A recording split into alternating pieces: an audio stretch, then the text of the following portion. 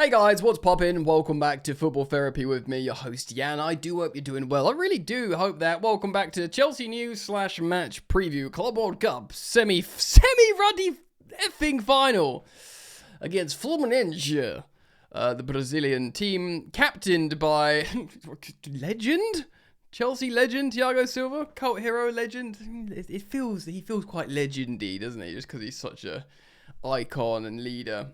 And the way he adopted Chelsea. It's just great stuff. Let me just move this Chelsea shirt over. There you go. I feel like it's a little bit more even now. I'm trying to sort of rotate them a little bit. So yeah, welcome back. We are going to preview the game, speak about how, certain players could play, certain players aren't available to play, of course. I did build a lineup and we'll do some tactics, fun stuff. A little bit of Chelsea news to catch up on as well, with Kudus preferring Tottenham. Right, yeah.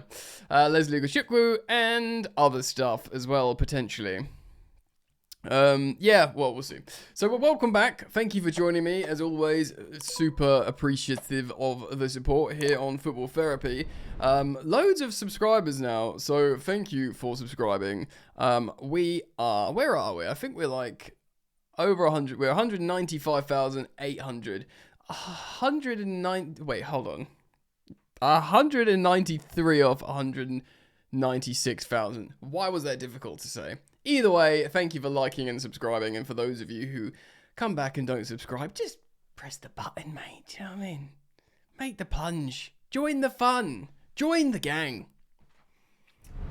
Should we do the news then first? It's not a proper Chelsea news video, but Kudus prefers Tottenham. Mohamed Kudus.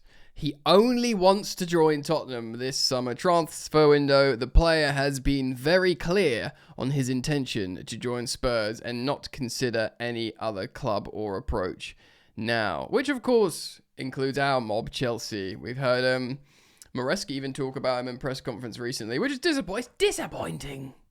You know, if Ange was still there, I would legitimately take offense and go protesting somewhere by myself. But the fact how Thomas Frank's there, they have got Champions League football and whatever, but that Ange team, they got 38 points. If he preferred that Tottenham over this Chelsea, and we're having a lot of fun at the moment with Chelsea, but whatever, he's going to cost a lot of money. He's a great player, but I do wonder if we're going to buy another winger. I think we need one unless we really lean on Tyreek George. Because even with Noni going to Arsenal, which, by the way, there were reports from Romano, I believe, suggesting he's going to stay on the same wages as he is at Chelsea, which is £50,000 a week. Mate, if you want to go that much, go. I mean, yeah, we'll have to see if that's true in the end. But Arsenal pay huge wages. They pay Kai Havertz basically £300,000 a week. So saith Capology. So, yeah, whatever. If he wants to go, he can go. As far as I'm concerned, it does seem like it will be big money. Of course, there's the recurring headlines of late about Chelsea's fines. We need to make sales before we can register players, but for the UEFA rules. Of course, well, presumably that's for the Champions League, because the UEFA is the Champions League. FIFA and the Premier League's different. But of course, we're in the Champions League and we'll want to register all our players. So, there's also counter briefings from Chelsea like, yeah, don't worry about it. We're expecting this. We're going to make sales. Everything's fine. We've got no issues. Not only about registering the current players, but indeed, if we do sign another one or two players, they can also be registered. That's what the noises Chelsea are making. Like, yeah. We know all about this. Don't worry about it. Don't worry about it. Don't worry about it. So, I won't worry about it. Leslie Gashikwu. Chelsea only wanted to sell him, the player on loan at Southampton, the young French midfielder. But now we're accepting loan proposals. We're not accepting loan proposals. Oh, there's conflicting reports. Point being, I wanted to speak about Leslie Gashikwu because he is a really good player. Never really got a chance at Chelsea, but we will see his name pop up around European football for a long time. I'm telling you that now. He's a great sort of bit more of a destroyer. He seems more of a Caicedo. What for me ended his Chelsea career is us signing Dario Asugo. And we've seen him a little bit off the bench already in the Club World Cup. I didn't know anything about Asugo, but prior to signing him, of course, the two players from Sporting, we agreed him and Kenda, obviously, who arrives in a year's time, who looks mustard, to be honest. But my inkling was, well, it just seems a bit silly. We've got Leslie, who could definitely be a Caicedo deputy and understudy and, play that role. And we've already got him. Why do we need to spend more money? But people who know a lot more about football than me are really excited about Dario Sugo, and he's willing to play that role. So fair enough. That means you sell Leslie Ugochukwu, you make the money, and you move on. Just like I'm doing now to the next section of this video. Right! Lots of Brazilians, former Brazilians, who played for Chelsea. I'm not going to reel them off, but one's Thiago Silva, captain of Fluminense. Of course, we've got a new teenage one who's joining after he has a little break in Estevão. Estevão. He's joining. And interestingly, João Pedro, another one, with Andre Santos, but João Pedro played for Fluminense as a youth fan before he came over to the UK. So there's a bit of a homecoming there for him.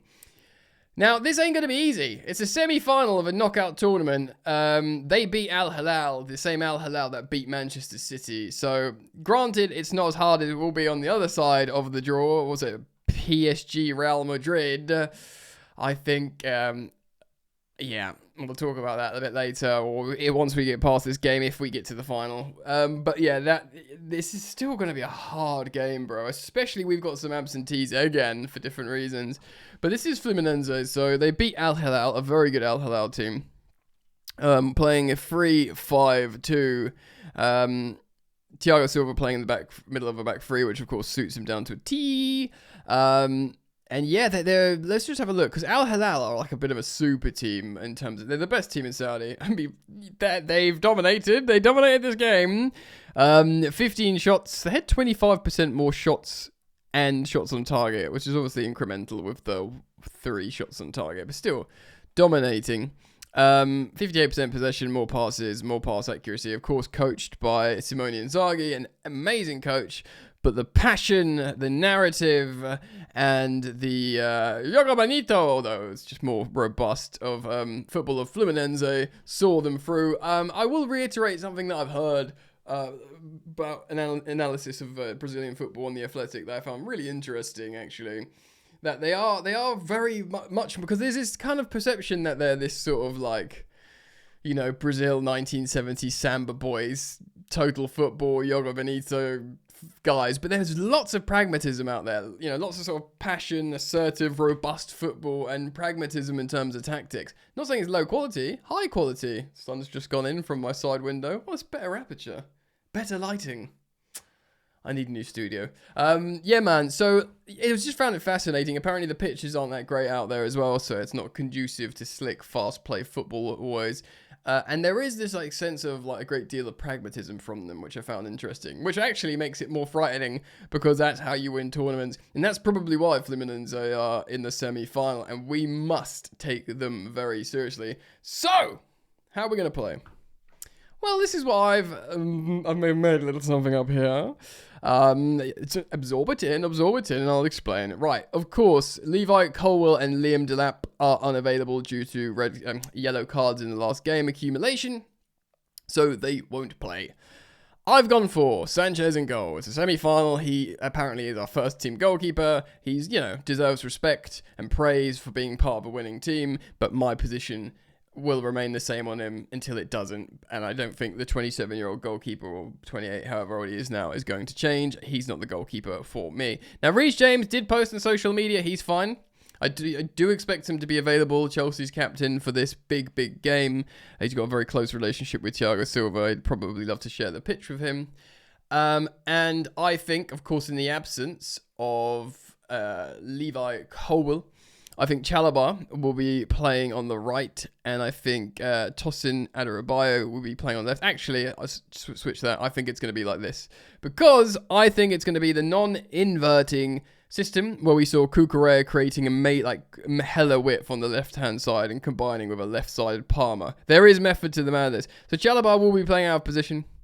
Tosin, the big man, will be playing there. He's actually got a good pass on him. Of course, he's really dominating as well. And Reece James completing a back three.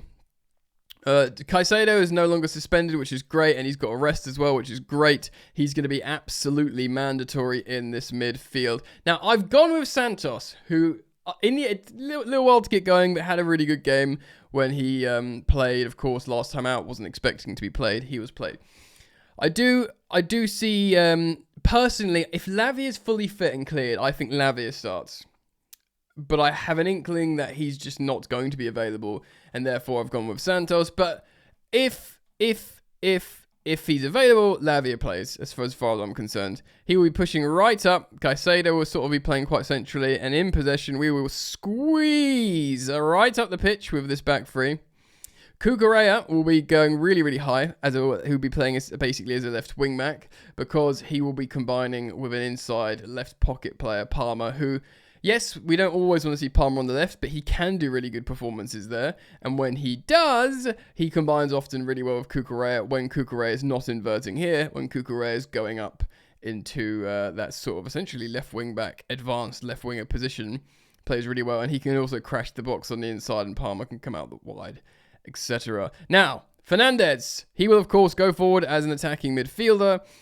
Which means this creates our attacking five. Remember, the majority of elite footballers attack with five, teams, should I say, and defend with five, whether it's Conte, Tuchel, and indeed, in this instance, Maresca. The more successful Chelsea teams we've seen is essentially a back three, and often you see a box midfield, and you can sort of see it here, but let's make it more rigid for your eyes.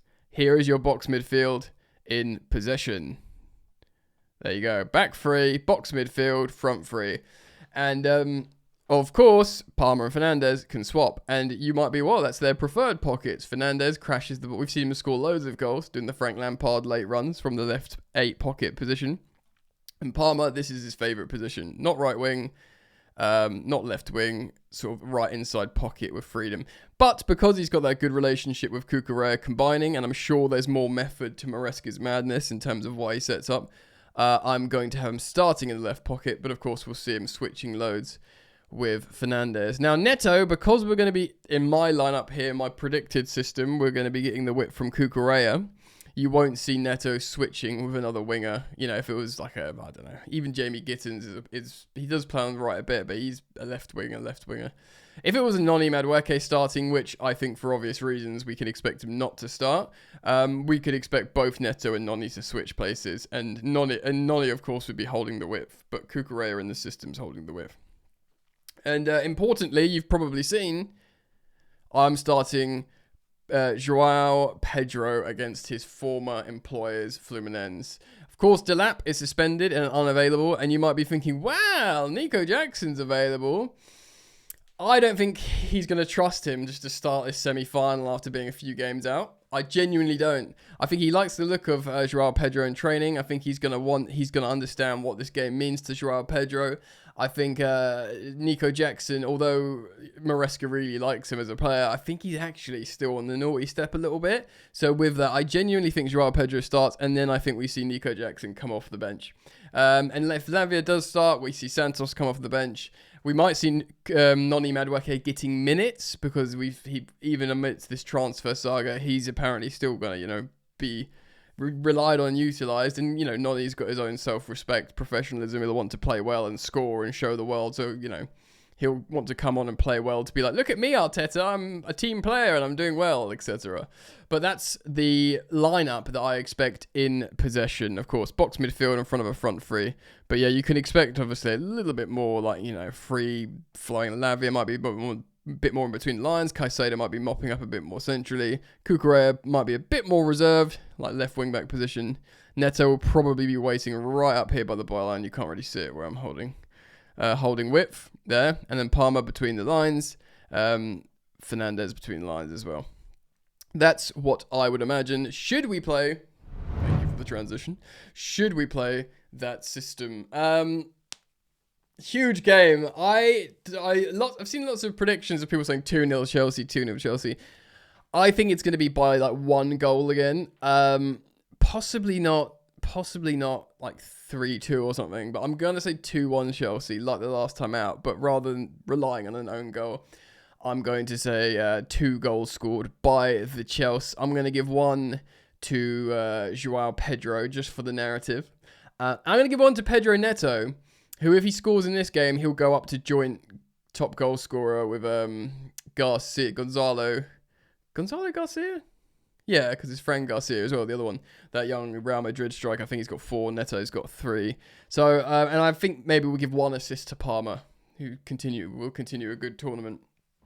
And that's what I think is going to happen. So let me know what you think, guys. Please leave your thoughts down in the comment section below. Thank you, as always, for continuing to support my content. Just drop a like and subscribe if you want to support the content. If you don't, just watch and enjoy. Hopefully enjoy. And yeah, a little gentle reminder that if you do enjoy the content, there's daily videos on the second channel, Football Organic, that talks about football unrelated to Chelsea. Or at least directly. Alright, mate. Take care. Peace out.